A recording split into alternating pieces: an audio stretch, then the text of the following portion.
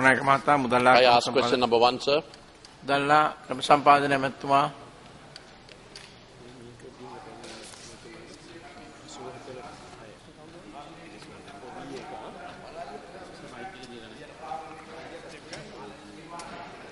ගරු අමනුකම ඇමතුමා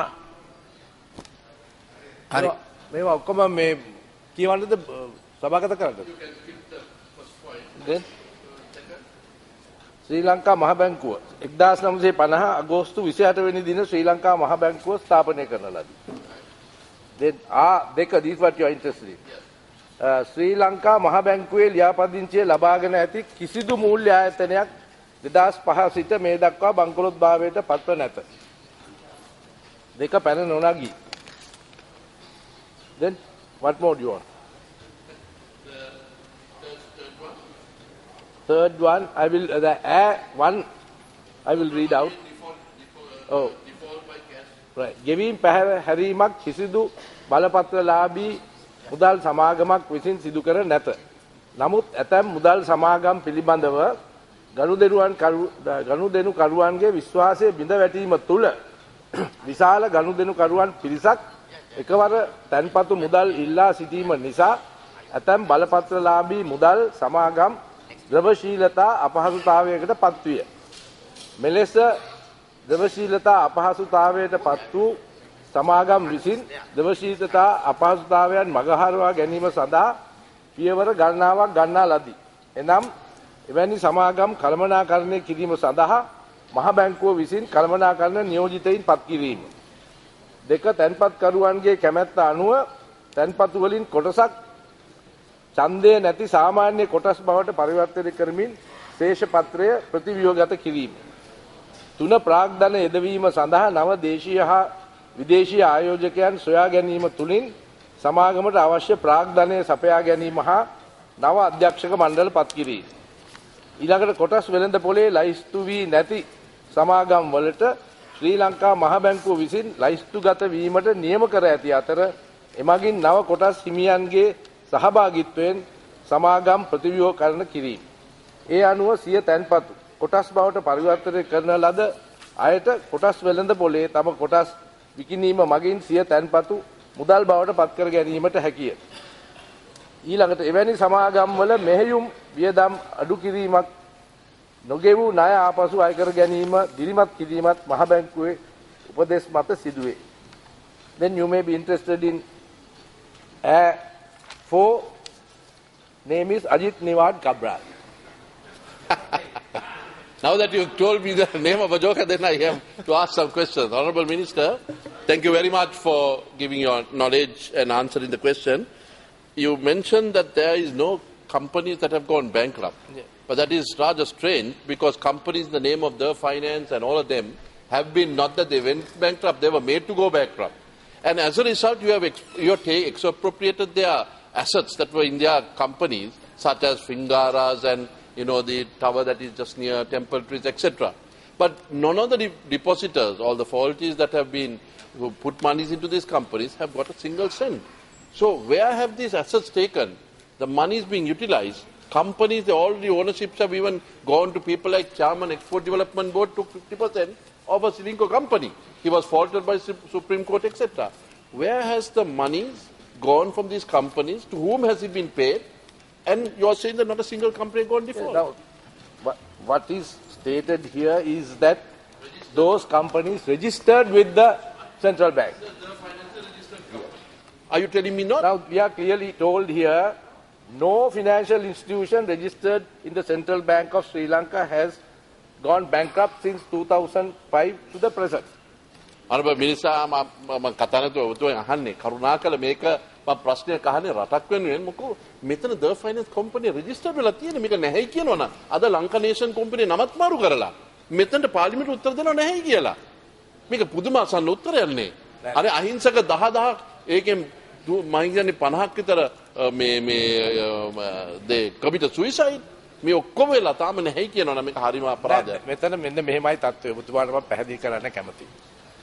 සමහර කොම්පැනි ඒවායේ නීති රීති යටතේ ඒවට නීති රීති පිළි අරගෙන යම් අය මුදල් යොදාගෙන තියෙනවා. ඒක අපි දෙන්නම් පිළිගන්න. ඒ කොන්දේසි අනුව තමයි මේ මුදල් ඒ ආයතනය ලබා ගන්නේ. යම් යම් හේතු නිසා විශේෂයෙන්ම ඒ කොම්පැනි වලට හසුරවන්න බැරි හේතු නිසා ඒ සියලු දෙනාම තමන්ගේ මුදල් ආපහු ඉල්ලන අවස්ථාවේදී ඒකට ඉදිරියට ක්‍රියාත්මක කරගන්න යන්න බැරුණා. ඒකට බැංකුවේ වගකීමක් ගන්න බෑ. ලංකාවේ තියෙන ඔක්කොම ෆිනෑන්ස් කම්පැනි වල තියෙන මූල්‍ය ස්ථාවරත්වය ගැන අධීක්ෂණය කරන්න පුළුවන්. නමුත් බැංකුවකට ලෝකේ කොහෙවත් හැම එකටම බේල් අවුට් කරන්න බෑ. දැන් ඔබතුමා මෙතන කියන්නේ මේ බේල් අවුට් එකක් ගැන. බේල් අවුට් එකක් කරන්න බෑ. අපි සෙලාන් බැංක් එකේ ඒ එක එක ආයතන වලට අපි විවිධ උපක්‍රම යොදලා ඒ කටයුතු කරගෙන යනවා. දැන් ඔබතුමා කියන එක ආයතනයක ඒ කොටස්කරුවන් මේක පිළිගන්නේ නැතුව ඒගොල්ලෝ උසාවි ගිහිල්ලා තියෙනවා. ඒගොල්ලෝ උසාවියේ දැන් නොඑක් විදියට එක විදියකින් නීතියෙන් පිටස්තරව මේක යම්කිසි සම්පතයකට පත් වෙන්න පුළුවන්ද කියලා ඒගොල්ලෝ හොයාගෙන යනවා. එකක් තමයි මේකේ තියෙන මානුෂික ස්වභාවය. ඒක ගැන අපි කතා කරන්නේ නැහැ. නමුත් අපිට මෙතන වෙලා තියෙන්නේ මුදල් ප්‍රශ්නයක් සහ නෛතික ප්‍රශ්නයක්. මේ බැංකු ක්ෂේත්‍රයේ ඔබතුමාලගේ හොඳ යාළුවෙන් ඔගේ අහලා බලන්නකෝ. Thank you. Then the second question, Honourable Minister, you know that Diwar Cabral came before the Committee of Public Enterprise on the 18th of December 2005 and assured that there won't be, 2006, and assured that there won't be a single company that would go bankrupt owing to the fact that we as CORP asked certain questions to fortify the depositors. But under 1 year, the governor of the central bank did not comply with what he told. Companies, okay, you say register or not, I don't understand as to how they have been taken out of this registration process. But on that particular basis, what action is being taken about the supervisory section of the central bank? As you have been the finance minister, you know about it. And the other thing that could be added on is that as Honourable Minister, as the central bank does the foreign exchange management, etc., on instructions of Vimal Veeramansa, has the US dollar and the Indian rupee been taken out of circulation now? Let me answer that. Now, honourable member, you know very well, you are asking about liability. There are two matters. It is very clear that government cannot take up the liability of any company that is in distress. We try to help the financial authority, which is mandated by its charter. The central bank will try to resurrect the situation. Not only here, you know that the Federal Reserve, you know that what happened in America in recent times. They had to intervene to try to sort that situation. But that does not mean that they take the full liability. No authority in Sri Lanka can function if they take the liability for every single financial institution. The other day you raised this question here of the Grameen banks, you know, the rural level banks. And the question was asked, why isn't this called a bank and so on. So there's a question of liability. There are certain institutions for which the central bank can accept liability. Other things are done, as you very well know. Many of our depositors don't read the fine print when they deposit the money. Sometimes there's other need because there may be other structural factors. They may prefer to get more money with a higher interest through these deposits and so on. But the crux of the matter is that the central bank cannot accept liability for any of these things. We can punish and do all those things people who have maladministered those organizations. Including the public officials, no? Pardon? I'll ask the third question. I said including the public officials who are running amok. My third question, sir, understand, Honourable Minister, you have a bad brief to defend, but you have done to your best of your ability. You always say that is also at all. I'm explaining a situation which is very well you known to your best of everybody. your ability. And you are choosing to cover that. I mean, you are expecting the government to take the liability of all these. Honourable Minister, a government is there to shield this type of... The third question is, the central bank gets monies, such as 0.5% loan from Norwegian banks, from Euro banks, etc., which they target certain portfolios that they would like to help, poverty eradication, agriculture, etc. Now this money all comes to central bank, and normally it is channeled, with your knowledge, it's channeled through the commercial banks of this country. This central bank and this governor has decided to stop this pyramid investigation. He uses those monies to give monies to non-commercial banks, such as, investment.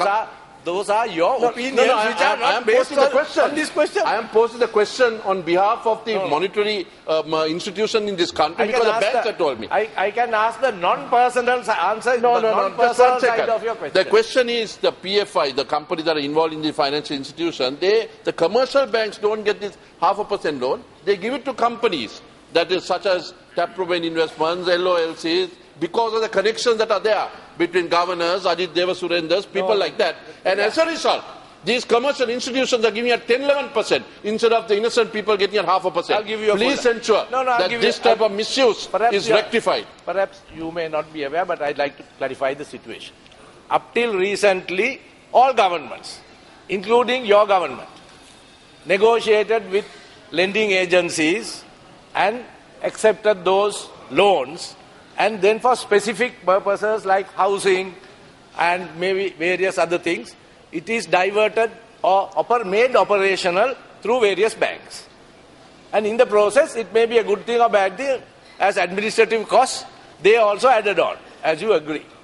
But now we have taken a step by asking those banks to directly negotiate. Earlier there were problems of foreign exchange control. No, now they are allowed. please listen. No, that is in the past. But- අහගින්ද So හැමතුමාගේ පිළිතුරට take my අහුම්කම් word දෙන්න. for it, they can negotiate with foreign financial. Why not? So, no. හොඳයි So හැමතුමාගේ පිළිතුරට let me finally explain this. In the past, it was the government that took the responsibility, and the lending also was done on the understanding that these were issues made to the government. And that is why German banks, Japanese banks and so on released that money like KfW. So I'm telling you the position. Then the government, because government is in no position to directly lend to farmers, householders, school students and so on, they mediated through the banking system. Now we have done something more. We have now asked the banks, if necessary, to expand their capital by directly borrowing. So this is the situation. ප්‍රශ්නාංක Up to, in the past, honourable member, all ministers of finance ප්‍රශ්නාංක negotiated these things. මහතා වෙනුවෙන් Lend- ප්‍රශ්න අහන්න. So, can a provincial මුදල්ලා ක්‍රම